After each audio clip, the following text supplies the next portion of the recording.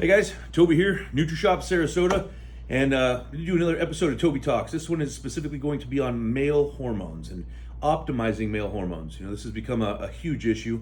Testosterone levels in men have dropped dramatically, and if you just pay attention a little bit, you understand that that's happening, and it has to do with a lot of different factors.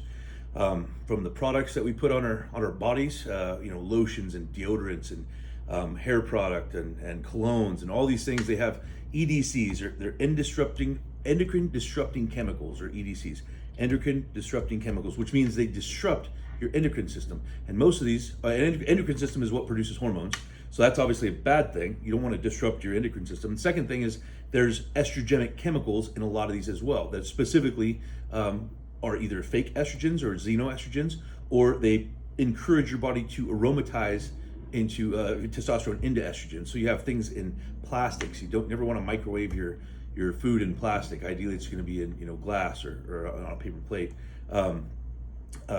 Drinking water that has been sitting in those squeezable plastic bottles in the sun. When the water heats up, it leaches all these estrogenic chemicals and endocrine disrupting chemicals into the water. Now you're drinking that.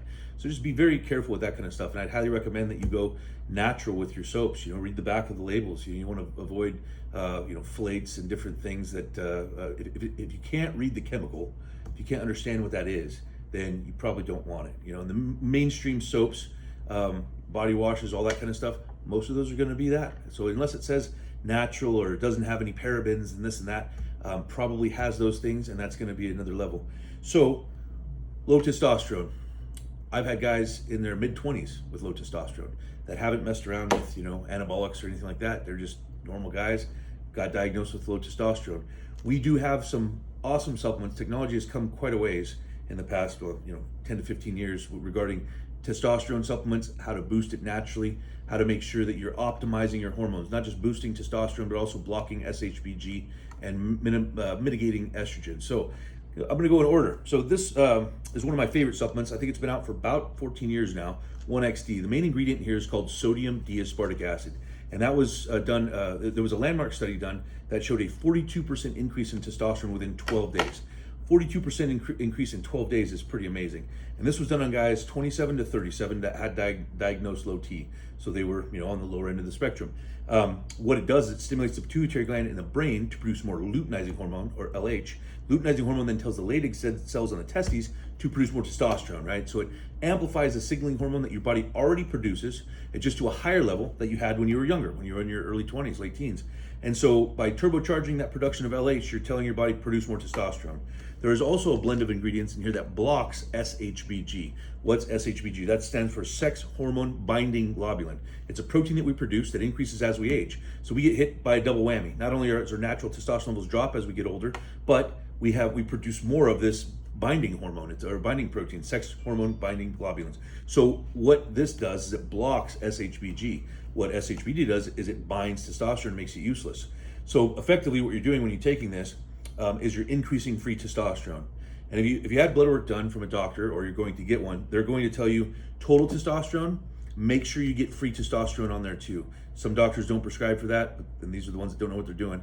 Most endocrinologists and hormone specialists will. Free testosterone is what your body can access. The difference between free and total is bound by SHBG. So for example, if you have a high total testosterone but a low free, you have low T, because your body can only access what is free. So by blocking SHBG with things that are in this, in fact in all three of these supplements, you can amplify the amount of protein or of testosterone that you make. So what's happening now is you're throwing a turbocharger on your testes by producing more LH, which then tells the Leydig cells to produce more testosterone. You're taking the governor off of your testes by blocking SHBG. So you have a lot more testosterone. There's also a mild anti-estrogen blend in here, which metabolizes excess estrogen. Estrogen and testosterone have an inverse relationship. So as we get older, testosterone levels drop, estrogen level goes up. That's a problem. And if you can squash estrogen levels a bit, if you can metabolize excess estrogen, you're going to see a corresponding increase in testosterone. So if you're doing it at the same time that you're layering in something that boosts testosterone, you can see that effect is going to be pronounced. You're going to have a much greater increase in natural testosterone levels.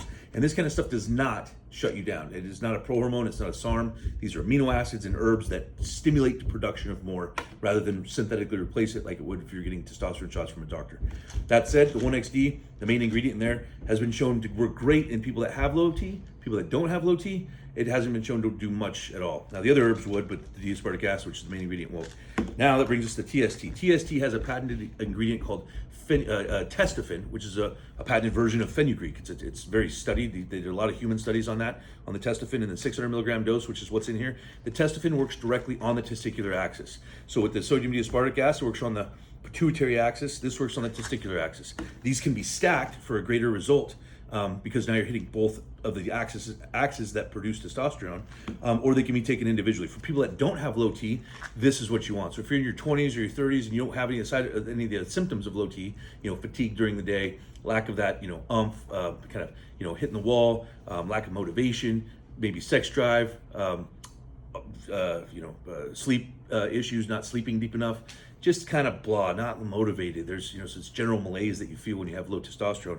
Either one of these are going to work. But if you don't have any of those symptoms, this one is the one I'd recommend. TST is phenomenal. It also has ashwagandha, which really helps metabolize cortisol, which is a stress hormone. When we're stressed, we not only store body fat, but our testosterone levels get reduced. And it's basically the enemy of fat loss and muscle gain, cortisol is. So you want to have a lower level of cortisol than what we typically experience in the United States these days with our cell phones and always being on and always stressed and always on. So we have high cortisol endemically. This is going to help reduce that as well as boost testosterone. There's also an anti-estrogen blend in here, metabolizes excess estrogen. The Testogen XT and the TST are very similar. They both work on the testicular axis. They have some different ingredients that do so. So again, they can be stacked, or you can stack all three of them, or you can take each one individually and see how that works for you. But you do have a synergistic effect when you take two different supplements that hit different axes, for example, the testicular and the pituitary, and they have different ingredients that hit those. So you can see it can be a force multiplier in terms of how much more testosterone your body produces. So Testogen, excellent product. Now that brings me to Estrofus. Estrofus is by far the best anti-estrogen that I have naturally, that I've seen on the market. I've been taking this for about a year and a half since we started carrying it. The Estrofus is a blend of chryzine, indole 3-carbinol, and a few other ingredients that help metabolize excess estrogen. So, in a pharmaceutical terminology, there's SERMs, selective estrogen receptor modulators, like tamoxifen or Novadex and teramorphine, these kind of things that kind of sit in the estrogen receptor and block estrogen from expressing itself, right? And then there's suicide inhibitors like anastrozole and letrozole that kill estrogen. Well, we need some estrogen in our bodies, and also the medication that you can get for these things really has side effects, and the SERMs have a lot of negative effects on cholesterol, arteriosclerosis. I don't know if I'm pronouncing that right, but negative cardiovascular side effects. Let's put it that way. And so if you're on TRT and your doctor has you on Arimidex or Novadex, things like that, I'd highly encourage you to switch to something natural. This is a godsend, and it should be pretty much every man over 20 should be taking something that mitigates estrogen, given the fact that we're overexposed to estrogenic chemicals and endocrine disrupting chemicals. Estrogen receptor sites are where we store fat. So here, love handles, those typical areas that guys tend to store fat, those we have more estrogen receptors in those areas. So when you can mitigate the amount of estrogen circulating in your body, you're gonna have a harder look to your physique. And again, we talked about estrogen and testosterone having that inverse relationship. If you're taking something that helps push estrogen levels down, metabolize excess estrogen, you're gonna have a corresponding increase in testosterone. So we have a lot of tools in our toolbox. I have more than this too, but these are my personal preferences. I've pretty much tried everything in here, and these are the things that I keep going back to, that I have blood work done from clients. I've used all four of these with clients, and we've done beginning and post blood work 4 weeks, 6 weeks in, and we've seen some pretty significant gains. I had one gentleman who had cancer. He was 26, and chemotherapy ruined his testosterone levels. He started at 270, and he had blood work coming up again in 6 weeks, and I was like, let's try this. 6 weeks on this, he went up to like 510. It was a significant increase in overall testosterone production.